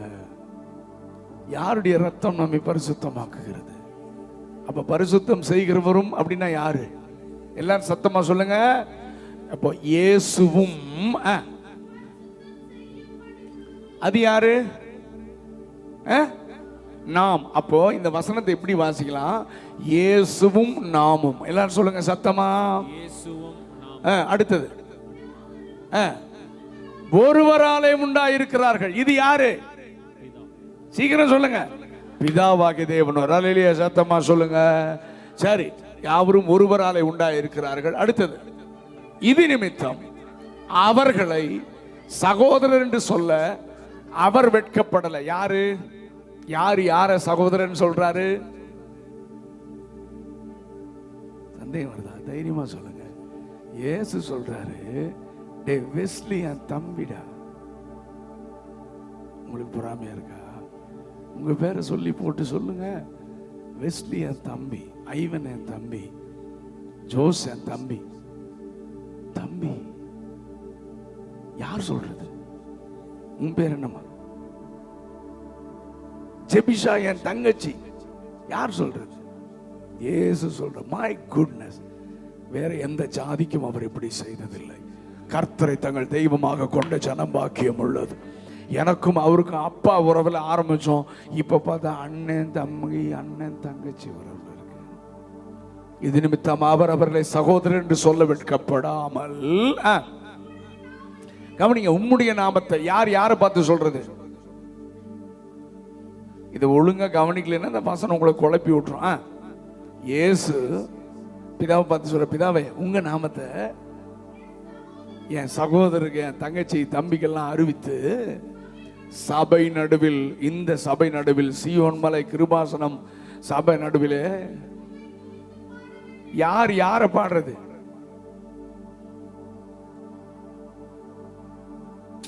இன்னும் புசு புசுன்றீங்க. யார் யார் யார பாடுறது? சொல்லுங்க. இயேசு. யூர் ரைட், சொல்லுங்க. இயேசு பிதாவை பாடுறாரு. எங்க? சீயோன் மலை கிருபாசன சபையில இயேசு பிதாவை பாடுறாரு. எப்படி? how it is possible? என் ஆவியோடு பரிசுத்த ஆவியானவர் இணைந்து எனக்குள்ளிருந்து ஒரு ஆராதனை வருகிறது. இப்ப இயேசு பிதாவை பாடுறாராம். உங்களுக்கு இன்னும் புரியலன்னு நினைக்கிறேன். ஆமென். Okay fine. இப்போ இன்னொன்னு சொல்றேன் பாருங்க. நம்முடைய ஆண்டவர் ஒரே தேவன், ஆனால் 3 ஆழ்த்தத்துவம் உடைய ஒரே தேவன். One Godhead and 3 different personalities. One Godhead அப்படின்னா தேவத்துவம் அப்படின்னது Godhead. 3 different personalities. பிதா, குமாரன், பரிசுத்த ஆவியானவர். இப்போ இந்த 3 ஆழ்த்தத்துவம் உடைய பிதா, குமாரன், பரிசுத்த ஆவியானவர் இருக்காங்கல்ல, இவங்க 3 பேருக்குள்ளேயும் ஒரு தெய்வீக குணம் இருக்கு. என்னன்னா, ஒருத்தர் பிரைஸ் பண்ணுவாங்க. எப்படி சொல்லுங்க? ஒருத்தர் என்ன செய்வாங்க? இயேசுநாதர் இந்த உலகத்துக்கு மனிதனா வந்தப்போ அவன் குஷ்ரோகியை தொட்டு சுகமாக்கிட்டாரு. உடனே சொல்றாரு, வெளியே போய் நான் சுகம் கொடுத்தேன்னு என்ன செஞ்சிடாத சொல்லிடாத. ஆனா ஆசாரியனுக்கு உன்னை காண்பித்து தேவனை பிதாவாகி தேவனை மகிமைப்படுத்துன்றார். ஆனா நம்ம ஆப்போசிட். வெளியே போய் சொல்லு, சகோதரர் கையை வச்சு சுகம் கிடைச்சதுன்னு சொல்லு அப்படின்னு நம்ம சொல்லுவோம். ஆனா இயேசுநாதர் மாதிரி தான் நம்மளும் இருக்கணும். நம்மளை மறைச்சு கிறிஸ்துவை தான் உயர்த்தணும். சரி, ஓகே, நான் ஜெபம் பண்ணேன் சரியாயிடுச்சு அப்படியெல்லாம் நம்ம சொல்லவே கூடாது. நான் ஜெபம் பண்ணேன், கர்த்தர் இறங்கி சுகம் கொடுத்தார், மகிமை கர்த்தருக்கு, மகிமை கர்த்தருக்கு செலுத்த தவறவே கூடாது. ஆமென். சரி, ஓகே, ஃபைன். இப்போ இயேசு கிறிஸ்து பிதாவை உயர்த்த சொல்றாரு. இப்ப பிதாட்ட போய் கேட்கலாம், இயேசு பத்தி என்ன சொல்றீங்க? டே, அவர், அதாவது இங்கிலீஷ்ல coequal member of Godhead. பிதா, குமாரன், பரிசுத்த ஆவியானவர், இந்த மூன்று பேரும் யாரு பெருசு யாரு சின்னதெல்லாம் கிடையாது. கோ ஈக்குவல் மெம்பர், சமநிலையில் இருக்கிறவர்கள். அவர் சொல்றாரு, அவர் தேவனுக்கு சமமாயிருப்பதை கொள்ளையாடின பொருளாக எண்ணாமல் தன்னைத்தான் தாழ்த்தி அடிமையின் ரூபப்படுத்தும் மனித சாயலானார். அவர் மரண பரியந்தம் தன்னை தாழ்த்தினார். அதாவது சிலுவையின் மரண பரியந்தம் தன்னை தாழ்த்தினார். இப்ப நான் சொல்றேன் கேளு, எல்லா நாமத்திற்கு மேலாக இயேசுவின் நாமத்தை நான் உயர்த்துகிறேன். வானோர், பூதலத்தோர், பூமியின் கீழானோர் எல்லாருடைய முழங்கால்களும் முடங்கும்படிக்கு நான் இயேசுவின் நாமத்தை உயர்த்தி விட்டேன் என்று பிதா சொல்லுகிறார். குமாரனை கேட்டா பிதாவை துதின்றாரு, பிதாவை கேட்டா குமாரனை எல்லா நாமத்தின் மேல நீ ஜெபம் பண்ணா கூட என்கிட்ட வர்றதுன்னா போ, அவரு மூலமா வா, என் இயேசுவின் நாமத்துல ஜெபம் பண்ணாதான் நான் பதில் கொடுப்பேன்ட்டாரு. ஆமென். ஒருத்தருக்கு ஒருத்தர் இவ்வளவு இம்பார்ட்டன்ஸ் கொடுக்குறாங்க பாருங்க. இப்போ ஆண்டவர் சிலுவையில் ரத்தம் சிந்தி மறிச்சு உயிர் தெழுந்து, சரிடா நான் பரலோகம் போறேன்டா, போயிட்டு நான் வருவேன், அதுக்குள்ள பூமி ஃபுல்லா போய் இந்த சுவிசேஷத்தை அறிவிச்சுட்டு என்ன செஞ்சிருங்க, ஆமென் அப்படின்னு சொன்னோன்னே இவங்க எல்லாம் பரிதாபமா பார்க்குறாங்க. அப்படி சொல்றாரு, நான் உங்களை திக்கற்றவர்களாக என்ன செய்ய மாட்டேன், விட மாட்டேன். நான் போய் பிதாவிடத்தில் வேண்டிக் கொண்டா என்னை விட பெஸ்டான ஒரு ஆளு நானாச்சும் அப்பப்போ மலை மேலே போய் தனியாக ஜெபம் பண்ணுவேன், அப்பப்போ நான் உங்களை அனுப்பிச்சிட்டு கடைசியாக பின்னால் கடல் மேலே நடந்து வருவேன். ஆனால் இப்போ அவர் அனுப்புறவர் ஒரு நொடி கூட உங்களை விட்டு விலக மாட்டார். உங்களோடு கூட எப்பவும் இருந்து சகல சத்தியத்திற்குள்ளே நடத்துவதற்கு சத்திய ஆவியாகிய தேற்றரவாளனை அவர் உங்களுக்கு தருவார். அப்ப இயேசு பரிசுத்த ஆவியானவரை குறித்து ரொம்ப பியூட்டிஃபுல் இன்ட்ரோடக்ஷன் கொடுக்கிறார். ஆமென். அவர் சகல, நான் கூட கொஞ்சம் கொஞ்சம் என்ன பேசினேன்டா, அவர் இன்னும் ஆழத்துல சகல சத்தியத்திற்குள்ள உங்களை நடத்துவார். ஆமென். இப்ப பரிசுத்த ஆவியானவர் வந்துட்டாரு. இப்ப அவரை கேட்டா பரிசுத்த ஆவியானவரே சொல்லுங்கன்னா அவர் சொல்றார், பிதாவின் சித்தம் செய், அவர் என்ன சொல்லுகிறாரோ அதை செய். பிதாவை துதி, குமாரனா இயேசு கிறிஸ்துவை உயர்த்து, ஆராதி. மூணு பேரும், இந்த மூணு பேரும் ஒருத்தரை உயர்த்துறதுக்கு யாரை பயன்படுத்துறாங்கன்னா, என்னை உங்களை பயன்படுத்துறாங்க.